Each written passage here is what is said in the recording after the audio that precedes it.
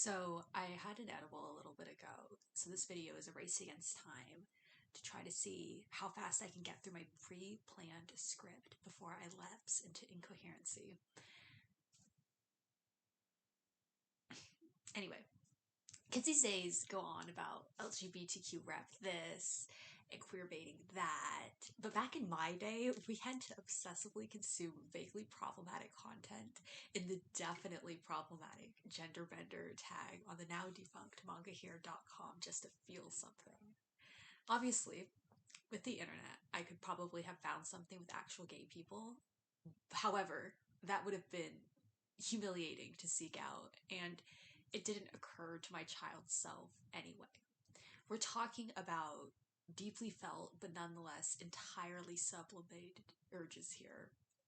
It helped, I think, that there was a period of time when you couldn't consume a single shoujo manga without there being some kind of contrived cross dressing.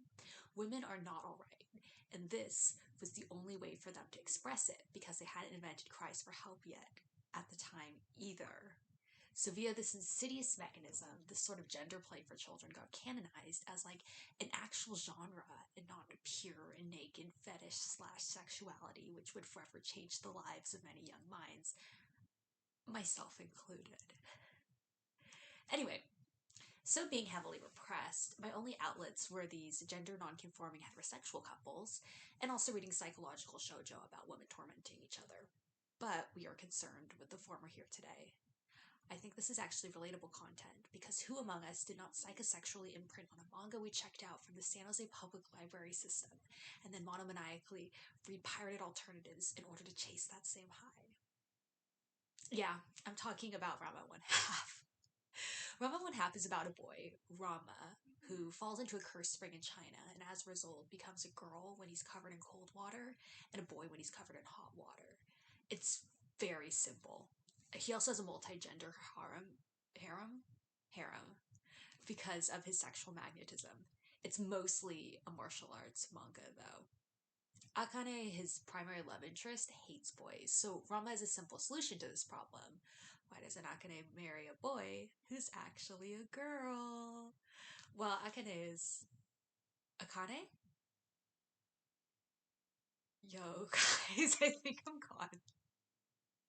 Is resistant to Rama in his guy form. They share touching homoerotic moments in his girl form. Akane is hugged tight by bare-chested girl Rama, and they both blush. The casual topless nudity is common in Rama. Everyone has their tits out all the time. It's a trip. There's this lack of eroticized shame that's present in other gender bent manga, rather than the new body being a source of like mystery and unease or dysphoria. Rama carries herself with a enviable unself-consciousness. In general, there are no secrets in Rama One Half. For instance, Kuno is only not in the know about Rama's dual forms because he's too thick-headed to realize what's going on before his eyes. Rama will attempt to clarify the truth, and Kuno will blithely dodge it. The joke is on Kuno for not realizing the obvious, not on Rama for her sexual difference. This allowed me to get mired deep in its appeal without needing to confront what I was doing. The secrecy came later, which probably would have scared me off, but the joy came first. So what did Rama teach me? Homosexuality is when you project onto a guy who's forced into being a girl and loves women. That's gay. When you project into a girl who's forced into being a man and is like, no, I can't feel these feelings. I'm so repressed. Gay. Or perhaps you project onto the girl who desperately wants to love somebody but hates men. Gay. Or perhaps you project onto the guy who ends up accidentally gay for the gender swapping protagonist, which is much less embarrassing than being intentionally gay, of course, but nonetheless gay. And so on.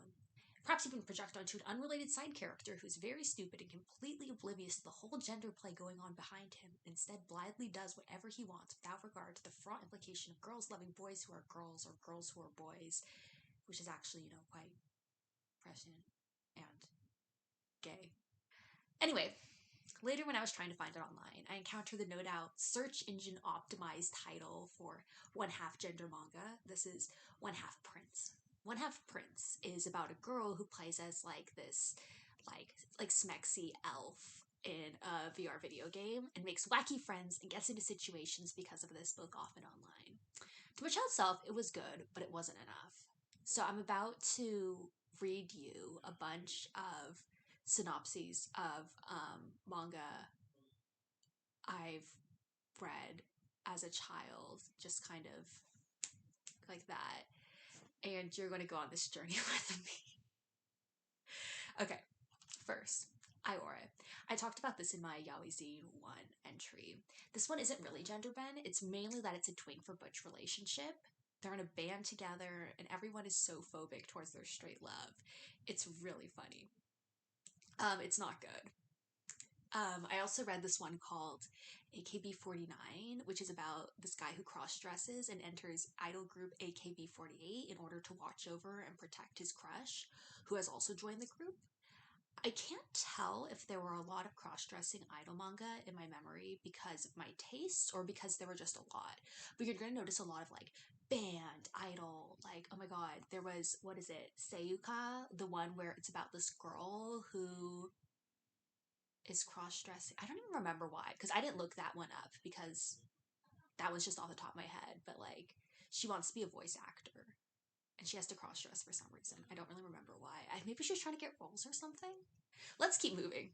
The next one I remember is No No No No, which is about this girl who impersonates her dead twin brother to chase her Olympic dreams of ski jumping because apparently there's no woman ski jumping, and she's really good at it and she wants to like achieve her father's dream. It's by the Elfin Lied guy.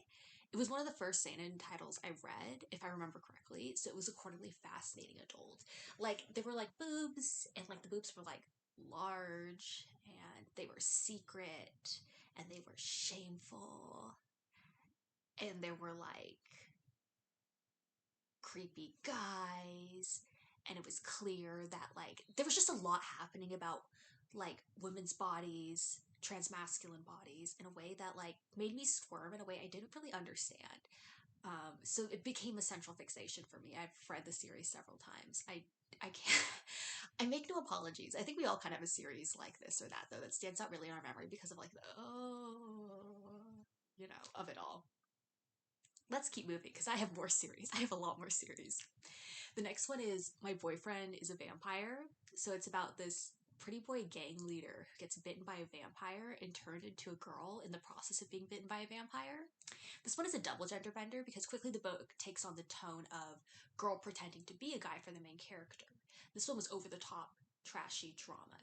It was good stuff.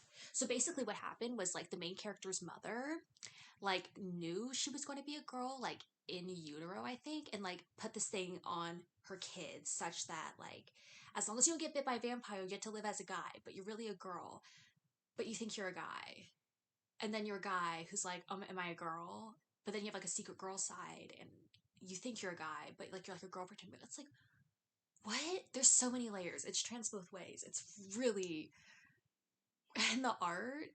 Oh my god. Do you remember how there were like there was that like people putting out those Korean comics like at like a crazy like assembly line pace? This is by like the group that was doing that because I remember they had some sort of author's name, but there was no earthly way they were all being finished by the same person. Um,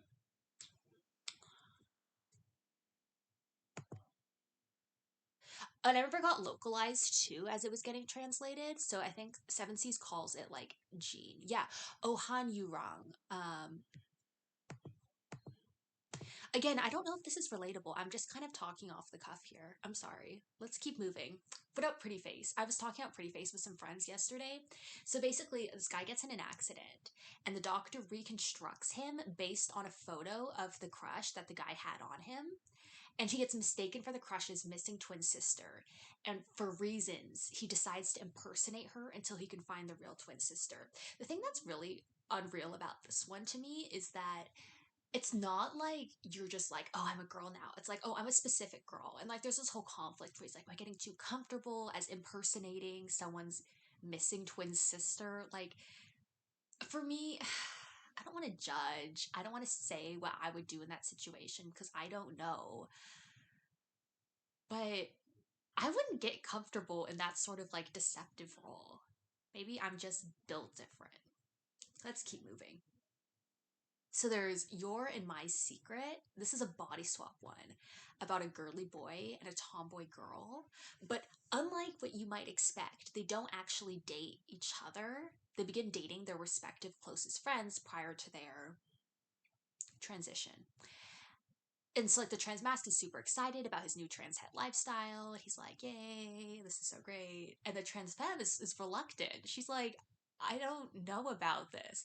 But in the end, she sees how happy everybody is now that they've changed bodies. And she's just like, oh, I, I, I guess everyone's happier this way. Fuck it. Um, Fascinating stuff. Then there's Idol Ace. This one's about a girl who's an idol who wants to play baseball and switches places with her like male childhood friend during games so she can achieve her dream. This one is mainly notable because I was convinced it was like Rama One Half by Rumiko Takahashi, but it's not. It just looks very similar. Um, you know how people used to draw. So there were more that I came up with after talking to my friend Lay. So this is like an archaeological project. The next one is The Gender of Mona Lisa. I read this one in college because I never changed. Basically, in this one, everyone is born genderless until at 12 they choose a gender, they like differentiate. And our protagonist made it to 17 without choosing. And there's a male love interest and a female love interest. And they're both like, protagonist, choose your gender to be straight for me. It's like a love triangle. Then there's After School Nightmare, which is basically very similar to the above premise, except it's from like 2004, and everybody isn't born genderless. It's just be straight for me because the protagonist is intersex. Also, it's allegory, and they're all like unborn children or something. um, yeah, the next one is Uwasa no Midorika.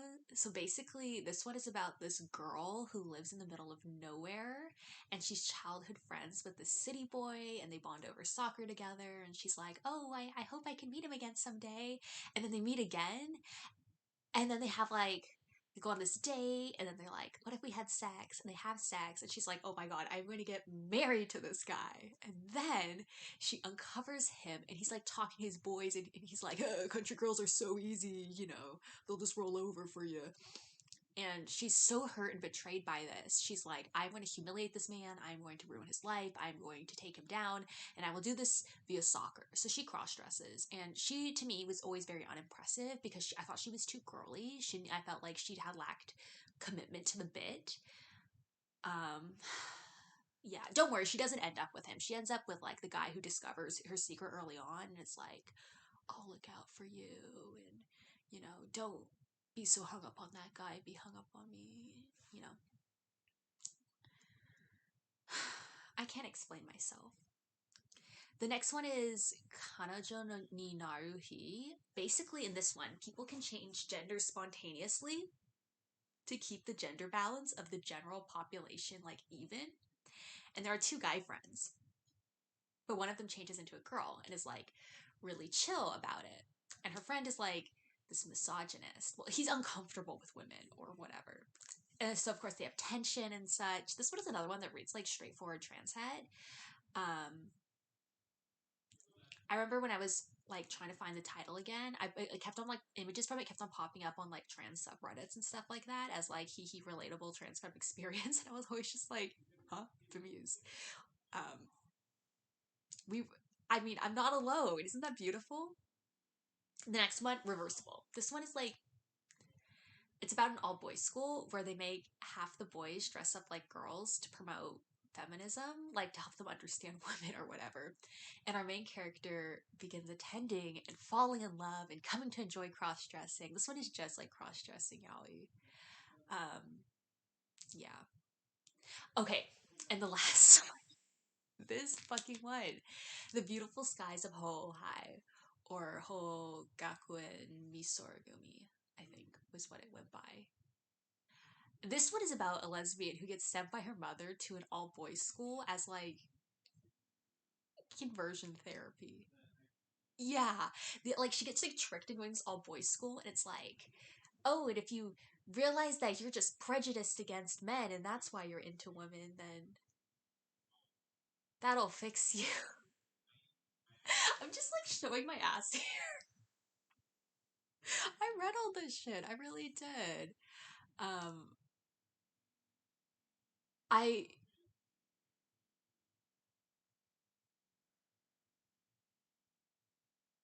I'm so sorry. I don't all of this to say the unconscious is really powerful and it can drive you to places you haven't even heard of yet. Um, I I can't believe I thought reading all this shit was normal. I can't believe I would just scroll and scroll and click and click. And oh my god, wait, I think I used to have a list where I tried to write down every single manga and anime I'd watched. So we're going to go into my old Google Drive and we're going to see if we can find any more ones I remember on there. Okay,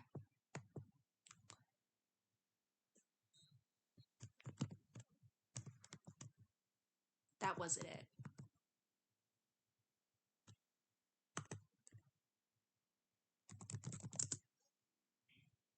Okay, here we go. Here it is. Here's my list. Here's my manga list. First of all, let's scroll to the bottom and see how long it is. Okay, it's 219 entries. Okay.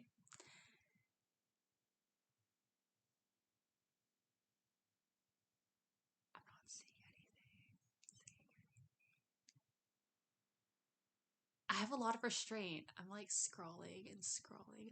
Okay, I don't remember this one, but it's called literally called I'm a Royal Tutor in My Sister's Dress. So that one for sure is a cross-dressing one.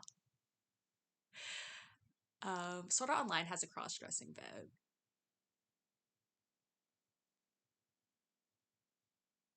Oh, Gaku and Misora Gumi's on there. Yup.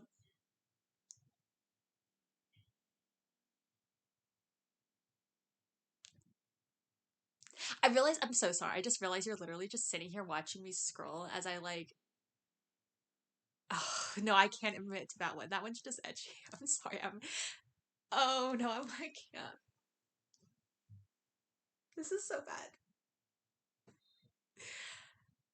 Okay, I'm so sorry I made you watch me scroll and scroll, and I'm not even halfway done. And I hope you enjoyed me watching me embarrass myself. Bye.